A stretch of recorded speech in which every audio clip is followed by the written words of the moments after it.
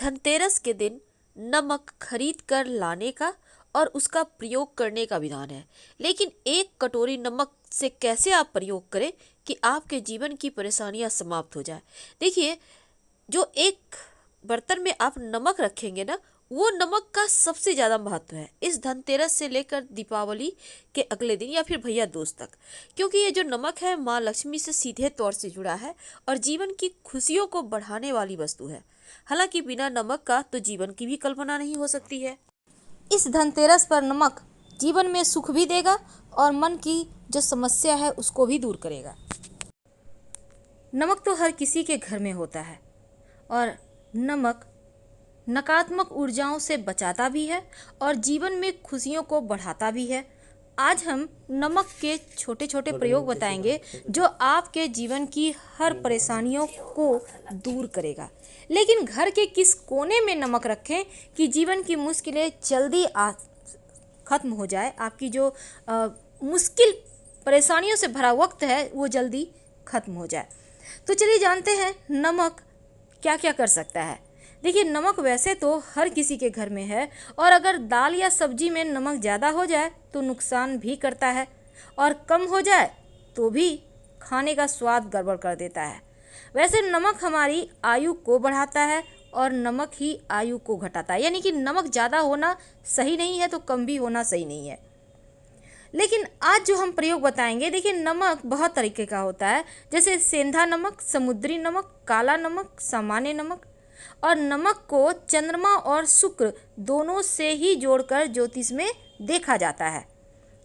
वैसे तो कुछ विद्वान ये भी कहते हैं, यानी कि ज्योतिष शास्त्र में ये भी वर्णन आता है कि नमक राहु का प्रतीक है। तो चलिए जानते हैं कैसे अपने राहु, चंद्रमा और शुक्र को आप बैलेंस करें कि आपके जीवन में आकस्मिक बाधाएं भी नहीं आए और आपको सुख, वैभव, यश, मान, सम्मान भी मिले, स्वास्थ्य अच्छा रहे, टेंशन ना हो। देखिए, ज्योतिष में चूंकि नमक को चंद्रमा और शुक्र का प्रतिनिधि माना जाता है और नमक को यदि आप किसी स्टील या लोहे के बर्तन में रखते हैं तो यहाँ पर चंद्रमा और शनि का मिलन हो जाएगा। शनि का जो धातु है वो है स्टील और लोहा। तो क्या होगा, चंद्रमा और शनि के मिलन से विष योग बनता है। अब यह योग रोग और शोक का कारण हो जाता है। इसीलिए भूलकर भी नमक स्टील के बर्तन में या लोहे में ना रखें। नमक को प्लास्टिक में भी नहीं रखना चाहिए। हाँ, अगर आपको रखना है तो कांच के बर्तन में नमक रखें, इससे बुरा असर भी नहीं पड़ेगा और सुख चैन बढ़ेगा। अमूमन बोला जाता है कि नमक गिरना नहीं चाहिए, तो संभाल के ही यूज करें, क्योंकि नमक का गिरना दुर्भाग्य और विवाद का सूचक है। जैसे ही नमक गिर जाए तुरंत पानी डालकर उसको गला दें और उसको सफाई करके तुरंत उसको ठीक कर लें। तो नमक का गिरना सही नहीं है, क्योंकि नमक के गिरने से चंद्रमा और शुक्र दोनों कमज़ोर होता है। तो अगर एक दिन गिरे तो कोई बात नहीं, पर 2 दिन गिरे, बार बार गिर रहा है तो फिर आप संभल जाइए और फिर आपको इन मुश्किलों से बाहर निकलने के रास्ते भी ढूंढने होंगे। तो भोजन बनाते समय कई बार क्या होता है, आप नमक डालते हैं, चख लेते हैं, देखिए कैसा हुआ भोजन, कैसे बना है, नमक सही है नहीं। एक तो आपके किचन में वैसे तो बहुत सारे लोग भोजन चखते हैं, लेकिन पवित्रता घट जाती है आपके खाने की। और जब आप किसी भी भोजन को बार बार ऐसे करके जुठाते हैं तो दैत्यता भी आ जाती है। इसीलिए अगर नमक कम है तो बाद में डालिएगा, लेकिन खाना जब भी आप बनाते हैं, रोटी है, चावल है, तो थोड़ा सा खाना आपके घर के आसपास गाय है तो दे आइए, नहीं तो हल्का सा आप तोड़कर हटा दें। सीधे सीधे हाथ से कभी भी भूलकर भी किसी को नमक मत दीजिएगा, वरना रिश्ते खराब होते हैं, चाहे वो नमक का पैकेट ही क्यों ना हो। आप रख दीजिए, सामने वाला व्यक्ति उठा लेगा, क्योंकि आपके संबंध भी गड़बड़ होंगे और साथ ही नमक हाथों हाथ देने से आपके जो रिश्तों में प्रेम है, गर्माहट है, वो समाप्त हो जाता है। तो आइए जानते हैं, अगर आपको सुखी रहना है तो कुछ बातों का ध्यान रखिए। गुरुवार का दिन छोड़कर हर दिन आप या तो नमक मिले हुए पानी से या फिर फिटकरी मिले हुए पानी से ही घर में पोछा लगवाएं। बहुत सारे लोग बोलते हैं नमक मिले हुए पानी से हम नहीं लगाना चाहते, कोई बात नहीं, आप फिटकरी मिले हुए पानी से ही पोछा लगवाइए और गुरुवार के दिन जहाँ तक संभव हो पोछा ना लगवाएं। और गुरुवार के दिन पोछा नहीं तो लगाना है, लेकिन आप पानी में 1 चुटकी हल्दी डालकर पूरे घर में छिड़काव कर सकते हैं, इससे सकारात्मकता बनी रहती है।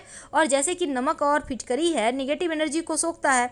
और जब आप हल्दी का छींटा डाल देंगे तो वो भी उसी तरह से, हल्दी भी नकारात्मक ऊर्जाओं को हटा देता है, बरकत होने लगती है, माँ लक्ष्मी के आने का मार्ग खुल जाता है। आप अपने घर में अगर चाहते हैं कि धन भी आए, सुख शांति रहे, सुकून के लाइफ जिए, तब एक छोटा सा काम करें। एक कांच का ग्लास ले लें। अब इस कांच के ग्लास में पानी भरें 3 भाग, 3 भाग यानी फुल नहीं करना है आपको। और उसमें 1 चम्मच नमक डाल दें, वही नमक जो आप खाने में यूज करते हैं, ठीक है। अब इस नमक मिले हुए पानी को घर के दक्षिण पश्चिम दिशा में कहीं भी रख दें।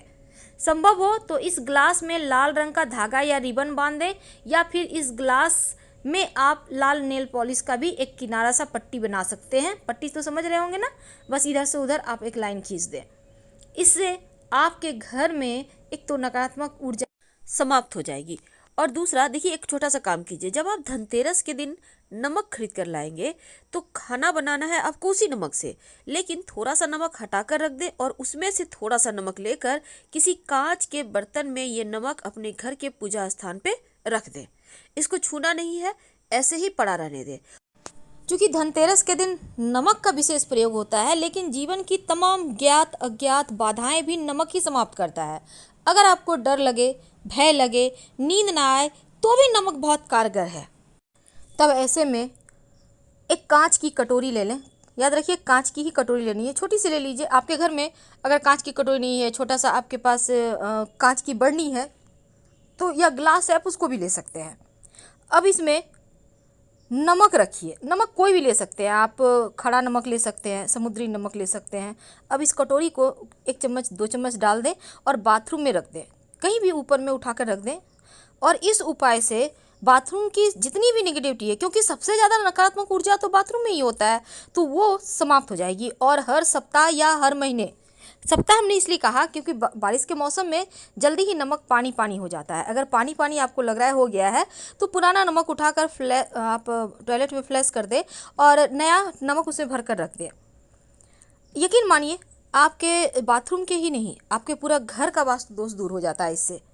अगर किसी कारणवश आप, कई बार क्या होता है ना, आपके घर परिवार में बहुत परेशानी है, टेंशन है, घर में भारीपन सा लगता है, बेवजह झगड़े लड़ाई, धन की मुश्किलें, लोग बीमार रहने लगे हैं, तब एक छोटा सा काम कीजिए। अपने डाइनिंग एरिया में एक नमक की डली, या फिर आप वैसे फिटकरी भी रख सकते हैं, आप कहीं भी छुपा कर रख दें। तो आने जाने वाले लोगों के अंदर जो नकारात्मक चीज़ें होंगी वो ये फिटकरी या नमक सोख लेगा। नमक भी रख सकते हैं अगर आपको खड़ा नमक मिल जाता है तो।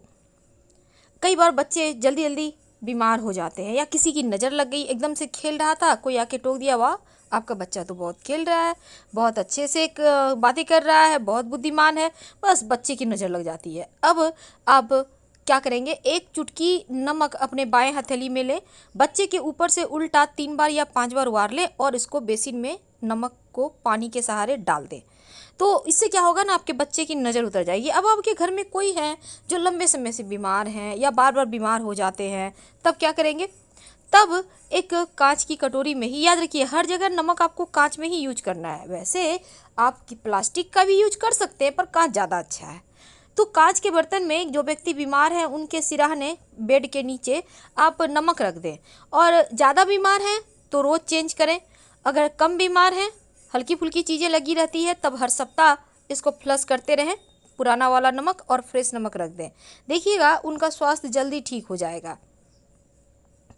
तो अब हम एक अंत में आपको वास्तु दोष मिटाने का एक छोटा सा प्रयोग बताते हैं। कई बार क्या होता है ना, मन एकदम बहुत खिन्न हो जाता है, बहुत टेंशन, बेवजह मन उदास रहता है, चिंताएं रहती हैं, भय रहता है, तब दोनों हाथों में थोड़ा थोड़ा नमक ले लें। कुछ देर बैठिए, आराम से बैठ जाइए, आंखें बंद कीजिए, थोड़ा सा रिलैक्स होइए, लंबी लंबी सांसें छोड़िए, और फिर जब लगे कि मन शांत हो रहा है, तब इस नमक को आप पानी के सहारे बहा दें वॉश बेसिन में। इधर उधर मत फेंकिएगा नमक। इससे क्या होगा, आपके मन मस्तिष्क पर जो नकारात्मक चीज़ें छाई हुई है, जो आपके ग्रहों की चाल विपरीत चल रही है, उनसे भी मुक्ति मिल जाती है। वैसे तो नमक अगर आप अपने किचन में या अपने डाइनिंग एरिया में एक कांच के बर्तन में रख कर 4-5 लौंग रख कर रख दें, जब भी नमक का प्रयोग करें तो उसे खुला रखें। और इसको ढकना नहीं है आपको, ये ओपन रहेगा, खुला रहेगा। जब ये खुला रखेंगे ना तो निगेटिव चीज़ों को नमक सोख कर पानी हो जाएगा, यानी देखिएगा कुछ दिनों में नमक पानी पानी सा हो जाता है।